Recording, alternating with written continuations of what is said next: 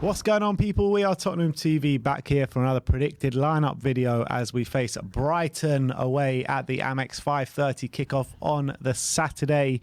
Before we get into it, please go and scroll down and smash that subscriber button and smash that like button. Helps us with the algorithms, and really appreciate all your support. But it is a very big game this weekend. We don't know what kind of preparation we've had. Conte hasn't done his press conference because of the devastating news of Piero Ventroni, obviously tragically passed away on Thursday. May he rest in peace, and our thoughts go out with him, his family, and all his friends, everyone connected to him. And we've seen the tributes float in and flood in from everyone connected with Spurs. We do have some team news. I think it was Jack Pitbrook from The Athletic gave us the team news. And what is that? Yeah, so Lucas Moura obviously remains out. We know Emerson Royale is still suspended for this weekend. Dejan Kulusevski, he was the one that Conte said on Monday he was in a race to be fit for this one. Unfortunately, he does still miss out, so he won't be available. However, positive news, Eric Dyer was seen limping out of the Frankfurt game after the game on Tuesday, but he is fit and available to be involved in this one, so that's positive. All right, so let's get straight into it. We're going for a 3-5-2 formation as per usual. In goal is obviously going to be Hugo Lloris. And on the back of a couple of iffy displays, Hugo, he's been questioned once again. I mean, I was on David Harris's show defending his honour. But what's your feelings on Hugo at the moment? I don't have a massive issue with him.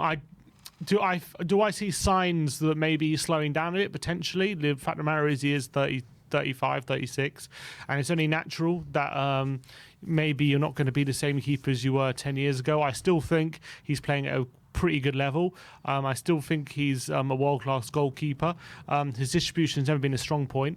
So for me, I'm still happy with Hugo, but I understand maybe people want to start seeing a change. I'm still pretty happy with him. I don't think he's playing terribly, and to be honest, in a lot of games this season he's been fantastic, and I think people gloss over that whenever he makes a few bad kicks.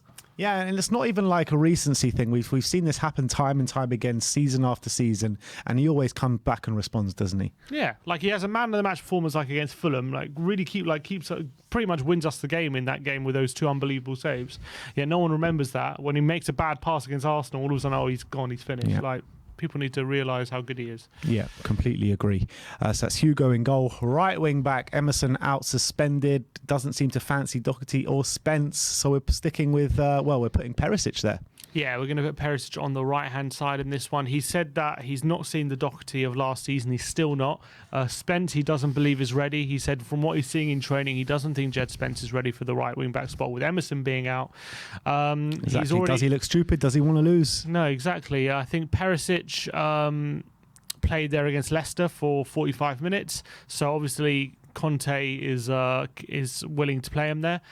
So I think that's where we're going to go. So that's Perisic on the right centre back to help him out will be Cuti Romero, and I think that we've been talking about Romero not being his best since the injury, but I think we saw signs against Frankfurt of him getting back to there, haven't we?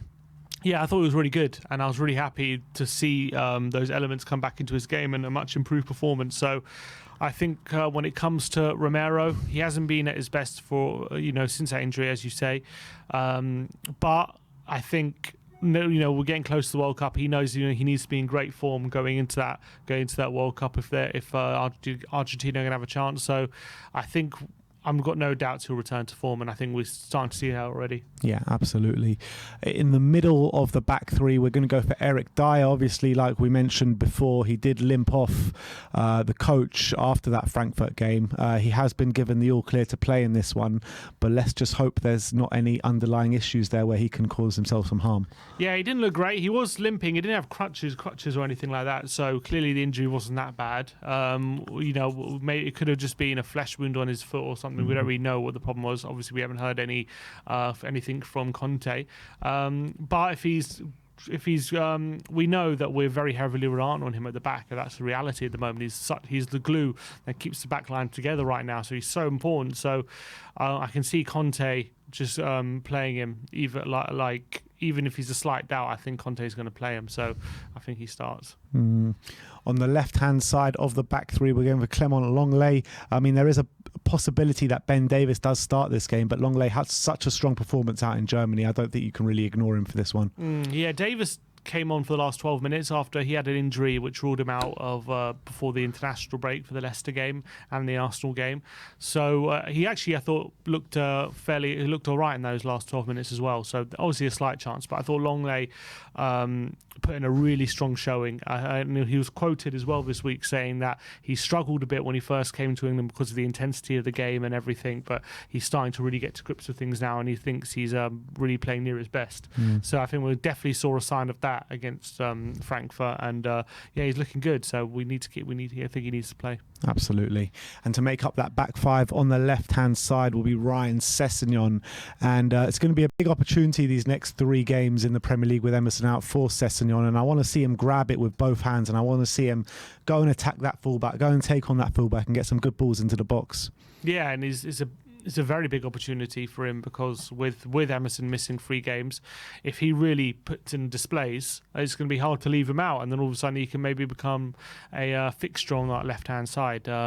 Albeit right now Perisic has that shirt, and I think his place isn't really in doubt. But Sessegnon has had overall fairly decent season, but it has been some bad moments in there as well. So he needs to shake that off and really have a really good run from now until the World Cup. And who knows what might happen, but I'm confident that he's going to be fit and firing for this one. Yes, let's run through that back line with you guys one more time. So it's Hugo Lloris in goal, a back three of Kuti Romero, Eric Dyer, Clement Longley, Ryan Sessegnon at left wing back, Ivan Perisic at right wing back. And now let's talk about our 3 midfielders. And the first one might be a bit of a surprise to some of you, but not really for us, because I thought he was really good when he came on against Arsenal, albeit he didn't have that much time and the game was pretty much gone. But I thought he showed some really good energy, application and grit and determination to really try and have a good game, and he really did. So Ollie Skip in the middle. Yeah, and I think Conte, we know, is a big fan of his. It was interesting when Skip was in the team back last season when Conte first came. He was actually using Skip as a player who would go forward a bit more, with Højbjerg sitting a bit more than Ollie Skip. And Ollie Skip was actually supporting the attack a bit more. So if he does start, we're thinking it's going to be on that right centre midfield position with the opportunities to maybe get forward a bit.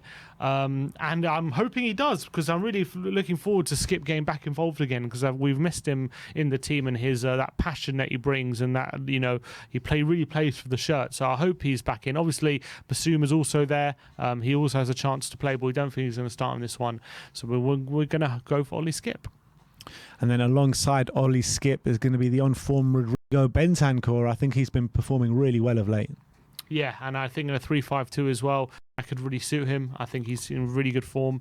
So I don't think you can drop him right now. And then to make up that middle three will be the ever trusted and ever reliable Pierre-Emile Højbjerg, who's also a man on form. Yeah, he is, and those two together are forming.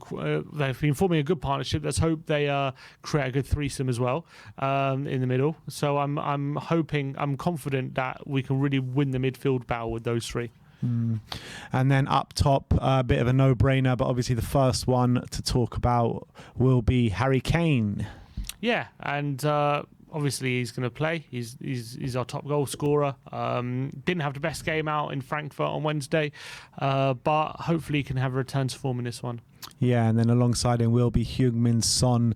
And I've been mentioning the last couple of games that the front 3 have kind of let us down in both those games, because we really definitely should have scored out in Frankfurt, and the first half of the Arsenal game kept falling short at the final pass. So I call on the front 2 this time to really make that difference. Yeah, and it's going to be interesting to see how offensive Brighton are, because De Zerbi, for Brighton, usually is very offensive. It could leave a lot of space for those 2, and if they do leave a lot of space, then they could really wreak havoc if we get our tactics right off the ball. So hopefully this formation breeds joy.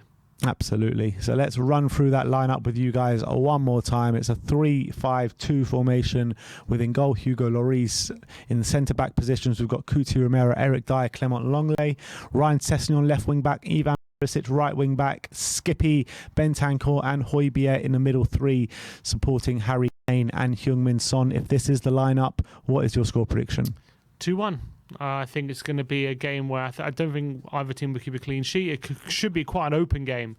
But I think hopefully our defence will keep Brighton out. And if Brighton come at us and play very offensive, there should be a lot of opportunities to exploit them. So I'm going to go with a 2-1 win. All right, interesting. I mean, I said 2-2 in my Predict the Prem, but I think I might side with you now with a 2-1 win. As the game gets closer and getting more positive, hopefully the players can pull one out the bag and do it in the name of Ventroni as well, because it was just absolute tragic what happened to him a couple of days ago. So hopefully the players and the coaching staff and the fans can all come together, give some nice tributes and put on a performance in his name. But hopefully both of us going for Spurs wins. I want to know your score predictions in the comment section below. I want to know your predicted lineups in the comment section below as well. Thank you everyone for joining us today. Like, subscribe and comment. And as always, come on you Spurs.